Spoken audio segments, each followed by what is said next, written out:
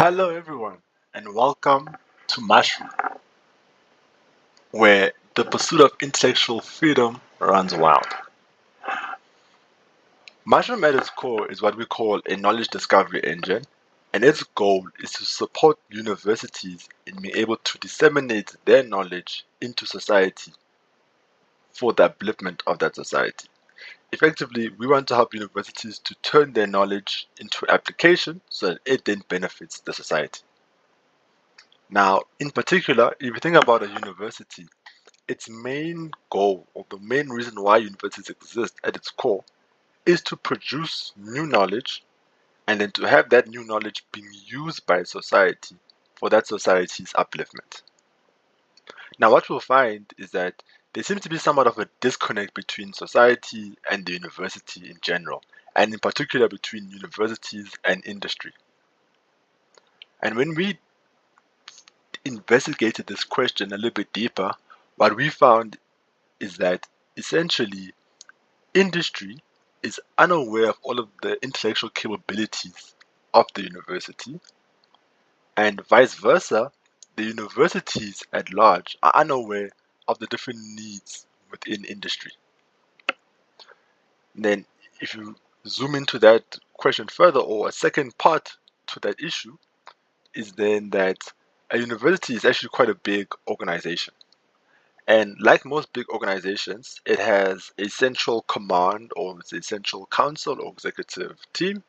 And then underneath them, there are then different divisions which represent focus areas on particular knowledge domains. And each of these knowledge domains, because they're able to focus in on a particular focus area, they then are able to exhibit a high level of expertise and competence within that space. However, one of the unforeseen consequences of being able to do that is that there's essentially a silification of that division. So they become very competent in one field of expertise. However, they don't know how to then interact or understand what is the knowledge that an adjacent field has that they can then couple together to then create more dynamic research or embed their solutions or their knowledge from one field and embed it within the knowledge of another field to then make that core knowledge then actionable. So there's essentially a disconnect between the university's different divisions that have been stylified that also needs to then be collated so that there are then direct linkages that can be made between the different knowledge fragments. So our knowledge discovery engine seeks to solve both of those issues. So imagine, if you will, you are at a networking event and one of the key operating managers of an independent power producer just bumps you by and you strike up a conversation. You see he's in a rush, so you realize that you don't really have much time to really explore and explain to him all the possibilities of VITs that you're aware of. So you say to him, look, here's this platform, take a look when you have a free minute. So eventually this operating manager manages to get home and he now opens up the platform and first tunes into what we call our knowledge discovery engine. So he clicks here. Now what the knowledge discovery engine will show you is we have essentially broken down all of the different modular focus areas of knowledge of VITs, and we've broken them down into like a modularized container. And each of these containers then then dive deeper into the different topics within each fragment. So if you clicked on, for example, human, we then break down human into the different knowledge fields, and then you can investigate any one of these topics as you wish. So the idea here is really just to encourage curiosity and encourage people to explore the different knowledge domains and really break out of their initial shells or the initial perception of what they think they're aware of, and to really encourage them to really take the next steps and to explore new knowledge, right? So say we have our operations manager, and maybe he gets interested by engineering. So he clicks on engineering. Within engineering, he then finds these different topics. And he wanders around a bit and says, oh, okay, maybe the first one I want to go through is maybe high voltage systems. That speaks to my line of work in my life. What knowledge does WITS have within the realm of high voltage systems?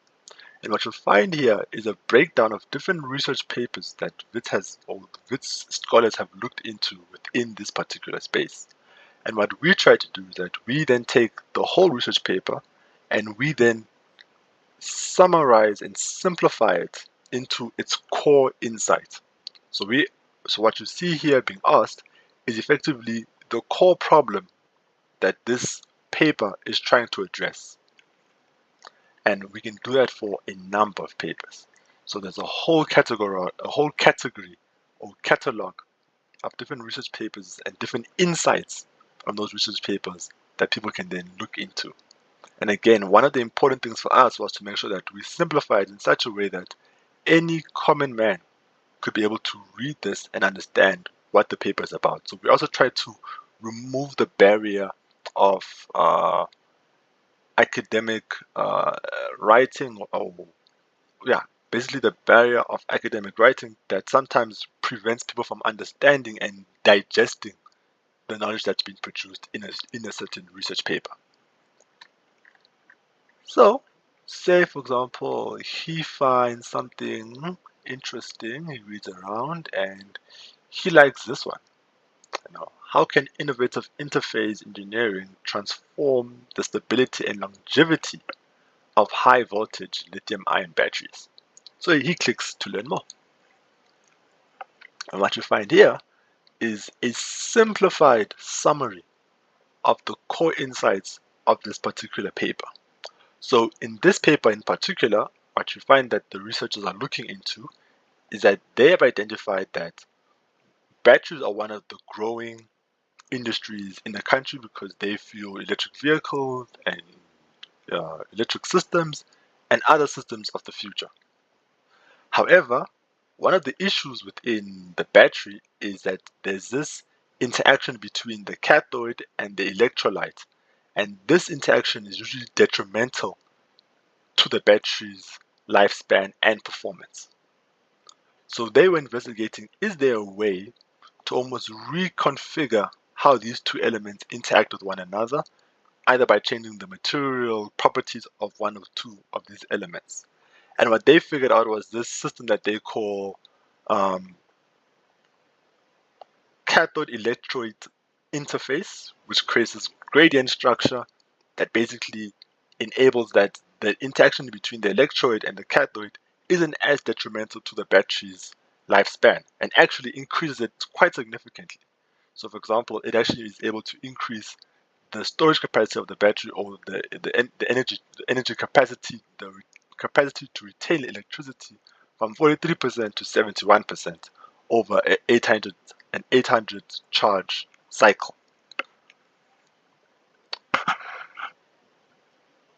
Now, say our operating manager reads this and is now intrigued and says, "Well, that's actually quite interesting.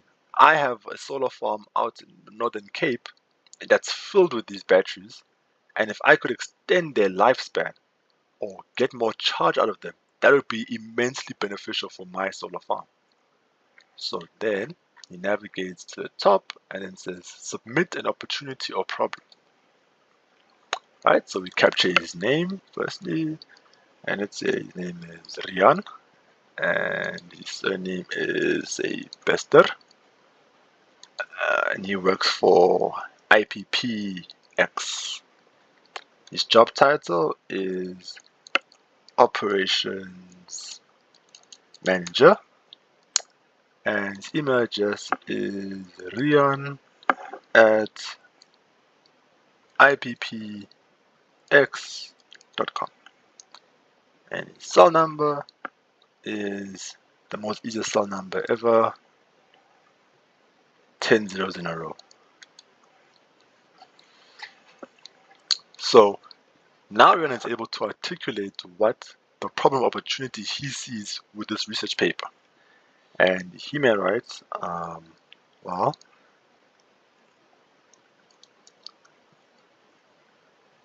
I I have a solar farm out in the Northern Cape, and if it was possible to extend the battery life or the lifespan of my batteries, the lifespan of my battery system,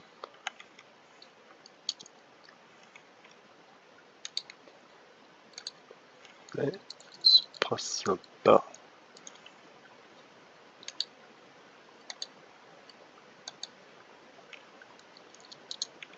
Right? Something simple.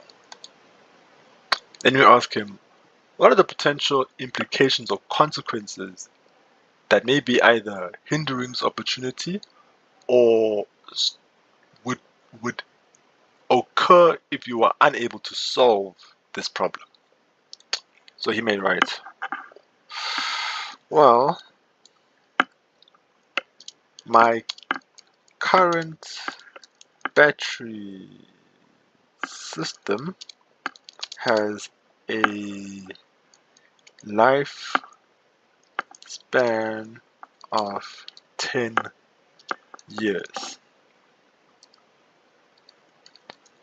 However,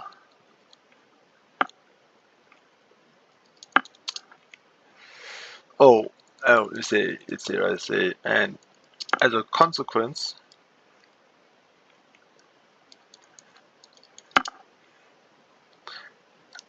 I need to replace the battery system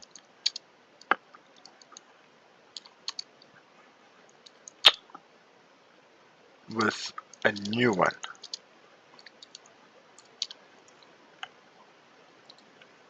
And the replacement cost of currently budgeted for is roughly 1 billion rand.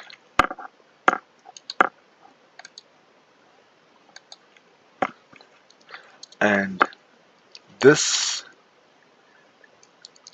extensive capital outlay is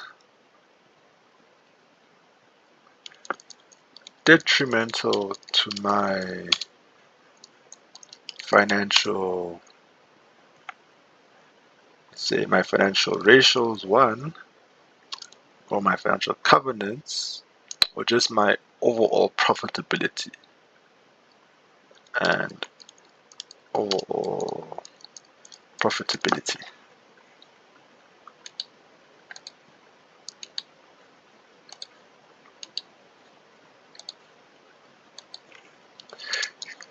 Given that utility type businesses like mine typically have low margins.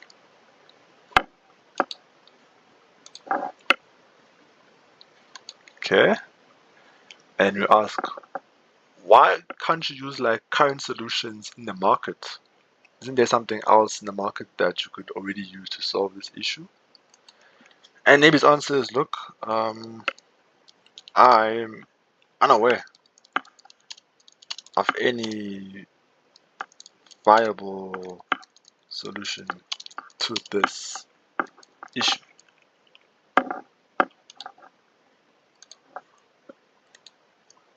Lastly, we then try to get a sense of how urgent is it for him to act on this opportunity. And maybe for him, he doesn't want to spend 1 billion anytime soon. So it's highly urgent for him. And in terms of the product cost range, I think this is definitely something that will need to be discussed in person. And then we can submit. And now, this opportunity would now be shown to the WITS enterprise team, and then on your side, you would then be able to say, since we're able to see it through our problem notice board, so the opportunities, we could then see the description that is given us just now. And then on your side, you could then go to our search, which is now our knowledge matchmaker, and then type in and say, look, I need someone to actually execute on this opportunity for me. It's clearly there, but now I need a WITS academic to help me to execute on this. So I can now type in, I'm looking for an expert in, or an expert or someone with the skills in extending the the lifespan of lithium ion batteries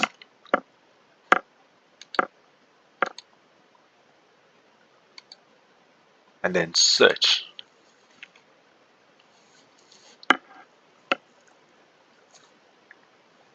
And then what you'll get here is a list of different academics that have high correlation to them, or whose skill competencies are highly correlated to this search input. So for example, we look at the first person, Dr. Victor. He is now a specialist in material science and electrochemistry, and in particular, an expert in electrocatalytic material development for fuel cells and electrolyzers. So this person seems to have a very high correlation to the problem that's been stated. So this would then be an immediate person to be able to reach out to then actually match him up to then solve that particular problem. And then we can look at maybe the second person as well. And again, someone again with material science and a chemical background, and in particular with a focus on fuel cells, and this person though looks at dye-sensitized solar cells, however still specializing within renewable energy technologies. And this would then enable you guys to then firstly capture opportunities, and then secondly be able to then match that opportunity to a relevant party to actually then go and execute and deliver on that solution. And that's really our whole goal, to enable firstly to enable widespread awareness of the intellectual capability of the university, funnel in and build a bank of different opportunities and industry-led problems, and then that bank is then solved through our ability to then matchmake that to then the full portfolio, or the full portfolio knowledge pool of the university's individual lecturers and students, to then match up and create solutions to then action and solve those problems. And in the process, we believe we'll be able to create a whole lot of value for both the university, the industry partners, and as well as ourselves. And we look forward to collaborating with you guys, and looking forward to hearing back from you soon.